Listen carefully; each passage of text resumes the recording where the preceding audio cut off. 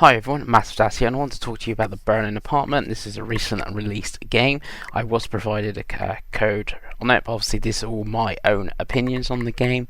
So the Burning Apartment reminds me a lot of what Ranger Phoenix Finch, but with a slight twist. Instead of following the one family over time or family tree, you step on the lives of completely different people in this one, but across the same apartment. So they all got different unique stories with, joys, struggles, heartbreaks, all framed by a father telling his daughter in the present time in 2020.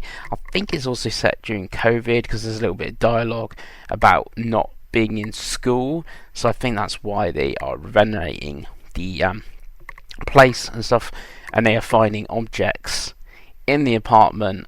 And then you get like flashbacks with the father telling stories, and you learn a little bit of history and stuff like that, with different time periods, giving glimpses of Berlin across the decades. Obviously, during World War II, after East Germany, and all that. The visuals are warm and cozy.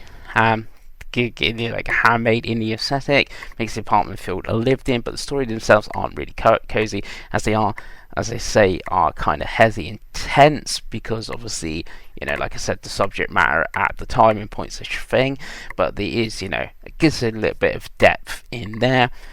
All characters feel real, each with their distinctive personalities that make you care about them. Voice acting's really good and stuff like that. And obviously everyone's got a bit of like a Germany accent and stuff like that. So they all bring that to life. I didn't notice any music that stood out for that, so maybe that's a little bit of a disappointment for you.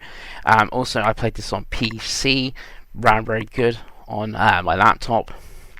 144 frames a second, even though it's not a game that really needs that. Like, it says it's Steam Deck verified. I don't have a Steam Deck, I have a ROG Ally.